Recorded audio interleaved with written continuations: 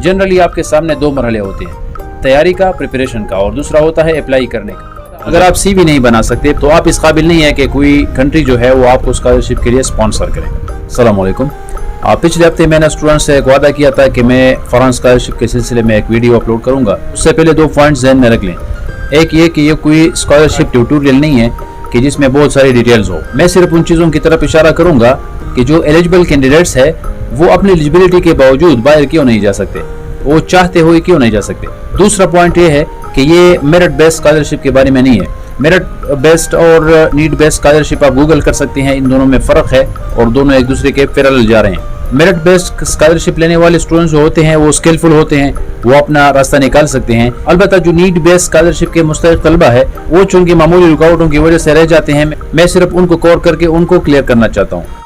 पाकिस्तान के मौजूदा हालात माशी और समाजी और सियासी सब आपके सामने है। ऐसे में नौजवानों के लिए और डिग्री होल्डर जो न्यू जनरेशन है, यूथ है, ये हालात उनके लिए जहन्नम बनते जा रहे हैं। जॉब्स की हालत भी आपके सामने है, लिहाजा आप छोटे मोटे सर्वाइवल जॉब में अपने दिमाग को कपाने या खुदा न ख्वास्ता किसी कश्ती में सवार होकर समंदर में खुद को डबोने या बेरोजगार होकर घूमने फिरने से बहुत बेहतर है कि आप बाहर जाएं और लीगल बाइज्जत तरीके से एजुकेशन के रास्ते से आप जाएं। अपने सामने एक चेक लिस्ट रख लें और मैं जो चीज़ें बता रहा हूँ उसको यस नो में टिक मार्क कर लें। आपको हैरत होगी ज़रूर, लेकिन ये ज़रूरी है उन चीज़ों को शामिल करना कि जो बेसिक रिक्वायरमेंट्स तो नहीं है लेकिन उन चीज़ों ने आपको रोके रखा है। अगर आप एवरेज लेवल के साथ एक रीजनेबल डिवीजन के साथ ग्रेजुएट हैं या ग्रेजुएट हो रहे हैं प्योर साइंसेज में या सोशल साइंसेज में, क्योंकि 20-80 रेशो है चांस अवेल करने के लिहाज से, तो आप एलिजिबल हैं। नंबर 2, अगर आपको महज ख्वाब नहीं बल्कि जुनून है बाहर जाने की कि जाना ही है तो आप एलिजिबल हैं। अगर आप कंफर्ट जोन में नहीं है, काहिल नहीं है, सुस्त नहीं है तो आप एलिजिबल हैं। अगर आपने खुद को घरेलू जिम्मेदारियों में या गैर ज़रूरी चीज़ों में खुद को बुरी तरह इंगेज नहीं किया है तो आप एलिजिबल हैं। अगर आपका उठक बैठक ऐसे दोस्तों के साथ नहीं है कि जो एजुकेशनल एक्टिविटीज़ के साथ उनका 36 का आंकड़ा है और वो इस किस्म की सरगर्मियों से दूर भागते हैं और आपको भी रोकते हैं, क्योंकि आप उन 5 करीबी दोस्तों का एवरेज होते हैं कि जिनका आपके साथ बहुत ज़्यादा वक्त गुजरता है। नंबर 5, अगर आप अंडर एज शादी या इसकी तैयारी के झंझट में जकड़े हुए नहीं है तो आप एलिजिबल हैं। अगर आप विलेज बैरिस्टर नहीं है, विलेज बैरिस्टर का मतलब ये होता है कि जब ग्रेजुएट फारिग हो जाता है, गांव आ जाता है तो गांव के बड़े बड़े मसाइल जो बुजुर्गों के होते हैं वो अपने सर लेता है, इसको विलेज बैरिस्टर कहते हैं। अगर आप यही विलेज बैरिस्टर नहीं है तो आप एलिजिबल हैं। अगर आप किसी सियासी या मसले की जथे का जांबाज नहीं है तो आप एलिजिबल हैं।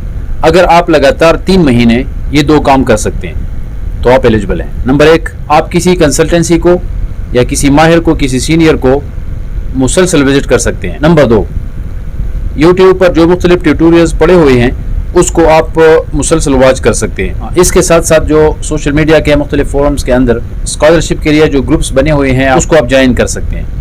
मुख्तसर ये कि आप इस चीज़ को मुकम्मल तौर पर फोकस कर सकते हैं तो आप एलिजिबल हैं और आप चंद महीने बाद वहाँ पे होंगे जहाँ पे आप जाना चाहते हैं। ये तो स्कॉलरशिप से पहले की बातें हो गई, बाहर की बातें हो गई। अब आते हैं रिक्वायरमेंट्स की तरफ। जो बेसिक रिक्वायरमेंट्स है, अगर आप पहली बार अप्लाई कर रहे हैं, पहली बार सोच रहे हैं तो आपने किसी न किसी कंसल्टेंसी की खिदमत हासिल करनी है। ज़ाहिर बात है आप ये सब कुछ पहली बार खुद नहीं कर सकते। फिर भी अगर आप MS या MPhil लेवल के हाई लेवल के रिसर्चर हैं, टेक्निकली भी आप एक्सपर्ट है तो आप अपना अप्लाई खुद कर सकते हैं। आप इन चीज़ों को खुद तैयार कर सकते हैं। मैं आगे बताऊंगा कि कौन कौन सी चीज़ें ज़रूरी हैं इसके लिए। कंसल्टेंसी की खिदमत लेनी इसलिए भी ज़रूरी है कि मुख्तलिफ ऐसे इश्यूज़ होते हैं कि जो आप खुद से नहीं सॉल्व कर सकते, उनको इन चीज़ों की शॉर्टकट्स आती हैं। ज़ाहिर बात है स्टूडेंट जब इन चीज़ों में फंस जाता है तो वो क्विट करता है। अच्छा, अब ज़रूरी बात यह है कि हर स्कॉलरशिप के लिए रिक्वायरमेंट्स अलग होती हैं, उसकी टाइप के हिसाब से, कंट्री के हिसाब से और कोर्स के हिसाब से, डिग्री के हिसाब से कि आप किस कोर्स के लिए अप्लाई कर रहे हैं और किस लेवल पर आप अप्लाई कर रहे हैं। बहरहाल जो कॉमन चीज़ें हैं मैं वो बताऊँगा और जो उसकी डिटेल्स है वो इंशाल्लाह मैं कमेंट बॉक्स में एक लिंक दे दूँगा, उसमें आप पूरी डिटेल के साथ चीज़ों को देख सकते हैं, तफसील आपको मिल जाएगी। जनरली आपके सामने 2 मरहले होते हैं। एक मरहला होता है तैयारी का, प्रिपरेशन का, और दूसरा होता है अप्लाई करने का। ये बात याद रहे कि स्कॉलरशिप में बहुत बड़ा वक्त होता है, महीनों का वक्त होता है, उसमें सब कुछ तैयार हो सकता है। अगर आपको बर वक्त इंफॉर्मेशन आई है तो आप पूरी तैयारी के साथ अप्लाई कर सकते हैं। तो प्रिपरेशन का ज़्यादातर हिस्सा आपने खुद करना है और अप्लाई के लिए आपने किसी सीनियर का या कंसल्टेंसी की खिदमत हासिल करनी है, वो ज़रूरी है। आपने खुद तैयारी शुरू की। सबसे पहले आपने पासपोर्ट तैयार करना है। कोशिश करें कि 10 साल का हो, मैक्सिमम टाइम का हो। वाइट बैकग्राउंड के साथ आपके पास पासपोर्ट साइज़ की पिक्चर्स होनी चाहिए। आपके पास एक स्मार्ट CV होनी चाहिए। पाकिस्तान में आप देख सकते हैं कि जब भी सोशल मीडिया पर किसी स्कॉलरशिप की अनाउंसमेंट होती है तो नीचे कमेंट बॉक्स में आप देख लें, लोग बस यही लिखते हैं कि how to apply I am interested, आगे लिंक खोलना भी गवारा नहीं करते। तो ज़्यादातर स्टूडेंट्स जो है वो CV नहीं बना सकते, जानते भी नहीं है, उनका CV नहीं होता। अगर आप CV नहीं बना सकते, प्रोफेशनल CV नहीं बना सकते, स्मार्ट CV नहीं बना सकते, तो आप इस काबिल नहीं है कि कोई कंट्री जो है वो आपको स्कॉलरशिप के लिए स्पॉन्सर करें। फिर आप ये शिकवा ना करें। इसके बाद जितनी भी आपकी डिग्रीज है, जितनी भी ट्रांसक्रिप्ट्स है, जितनी भी DMCs है, उन सबको आपने निकाल कर अपने पास रख लेनी है और स्कॉलरशिप स्कीम के मुताबिक उसकी अटेस्टेशन वेरिफिकेशन करवानी होती है या नोटराइजेशन, वो आपको आपका अप्लाई करने वाला एजेंट बताएगा। इसके अलावा आपके पास मोटिवेशन लेटर होनी चाहिए, आपके पास पर्पस ऑफ स्टडी होनी चाहिए, जिसको आप बाद में कंट्री और स्कॉलरशिप के हिसाब से चेंज या तब्दील कर सकते हैं या उसको अपडेट कर सकते हैं। आपके पास लैंग्वेज प्रोफिशिएंसी सर्टिफिकेट होनी चाहिए। ये हर कंट्री का, हर स्कॉलरशिप का अलग अलग रिक्वायरमेंट होता है। 70% स्कॉलरशिप में IELTS या उसका मुतबादिल मांगा जाता है और 30% ऐसे स्कॉलरशिप्स होते हैं जो IELTS फ्री होते हैं, जिसमें आप अपने कॉलेज या यूनिवर्सिटी से लैंग्वेज प्रोफिशिएंसी सर्टिफिकेट लेकर दिखा सकते हैं, उसमें लगा सकते हैं। अच्छा, इसके अलावा 2 रेफरेंस लेटर होनी चाहिए, जहाँ से आपने आखिरी डिग्री ली हुई है वहाँ के 2 अपने टीचर से जो आपको करीब से जानते हो, कि जिसमें उन्होंने आपको फेवर किया हो और उनके डिटेल उसमें मौजूद हो। इसके अलावा आपसे 2 चीज़ें और कराई जाती हैं, एक मेडिकल फिटनेस सर्टिफिकेट और एक क्रिमिनल रिकॉर्ड क्लियरेंस सर्टिफिकेट, लेकिन वो बात की बातें हैं। ये सब चीज़ें आप अपने पास रख लें और अब किसी कंसल्टेंसी के पास जाएं, टेक्निकल एक्सपर्ट जो आपको असिस्ट करे उसके पास जाएं। धोखे से बचने की कोशिश करें। आपके साथ बहुत सारे धोखे हो सकते हैं। धोखे से बचने के लिए आप 2 काम करें। एक ये पूछ दें कि जिस बंदे के पास आप जा रहे हैं उसने कितने लोगों को बाहर भेजा है, उनको आप मालूम करें, उनके साथ रब्ता करें, नंबर 1। सेकेंडली आप ये देख लें कि वो बंदा जो है वो आपको पेमेंट के बारे में क्या कह रहा है।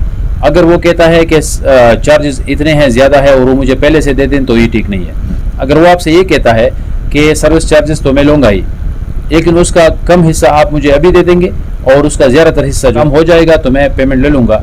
दूसरा, ये इंश्योर कर लें कि वो बंदा आपसे ज़्यादा पैसों का डिमांड तो नहीं कर रहा। स्कॉलरशिप्स इतने ज़्यादा आते हैं कि आप सिलेक्शन में कंफ्यूज हो जाएंगे, लेकिन एक बात याद रख लें कि सिंगल अप्लाई में या पहले अप्लाई में बहुत कम स्टूडेंट्स बाहर जाते हैं। 1, 2, 3 या एक आध अप्लाई किसी और से करवाएं, फिर बाद में खुद भी ट्राई करें, उसमें कोई ना कोई पूरा निकल जाता है। हो सकता है आपका काम पहली बार ना हो जाए, 8-10 बार कम से कम ट्राई कर लिया करें, ज़रूर आपका काम हो जाएगा। स्कॉलरशिप्स की कोई कमी नहीं है। लोग इटली की तरफ भी जा रहे हैं, बहुत सारे ममालिक जो है वो आपको वेलकम कर रहे हैं। चाइना के मोफकॉम, आंसू और यस से लेकर जर्मनी के डार्ट तक और US के फुल ब्राइट तक इतनी सारी स्कॉलरशिप्स है कि आप अगर गिनने बैठ जाएं तो हो सकता है पूरा दिन लग जाए। चाइना ने तो प्रोसेस इतना आसान किया है वीज़ा का भी और अप्लाई का भी कि बिल्कुल गोया आप कराची जाते हैं। बस आपने हौसला करना है, आपने चंद दिन इसके लिए निकालने हैं और इसके लिए ख़ुद पर थोड़ा सा प्रेशर डालना है, थोड़ा सा स्ट्रेस लेना है। और मेरे एक फेसबुक फ्रेंड है जिसका नाम है इंजिमाम, उसका मैं लिंक दे दूंगा, उसको फॉलो करें। और उसके साथ फिर ऐसे लोग जुड़े हुए हैं बहुत सारे, वो रोज़ बस यही कहते हैं, ये दुहाइयाँ दे रही हैं कि आप ख़ुद पर रहम करें और स्कॉलरशिप ले लें और इतना आसान है और ये चीज़ें हैं। यूट्यूब पर बहुत सारे लोग ये गाइडेंस दे रहे हैं, फेसबुक पर भी दे रहे हैं, मुख्तलिफ व्हाट्सएप ग्रुप्स भी हैं, मुख्तलिफ पेजेस भी हैं। वास्ट फील्ड है कि इसके लिए कम से कम 10 ट्यूटोरियल होनी चाहिए। मैंने सिर्फ उन चीज़ों को आपके सामने रखा कि जो आपके लिए मुश्किलात पैदा कर सकती हैं या जिन चीज़ों की वजह से आपके सामने रुकावट बना हुआ है। बाकी आप ट्यूटोरियल देख सकते हैं, बहुत सारे ऐसे लोग हैं यूट्यूब पर, आप किसी को भी फॉलो करें, वो आपको गाइडेंस दे देगा। आप किस लहजे से बहुत ज़्यादा इंप्रेस होते हैं, किसकी बातें आपको सही तरह से लगती हैं, चंद एक लिंक्स मैं भी दे दूंगा। और अच्छा, आखिरी एक बात, लास्ट बट नॉट लीस्ट, कि कोई भी 2 नंबरी का सोच ना करें।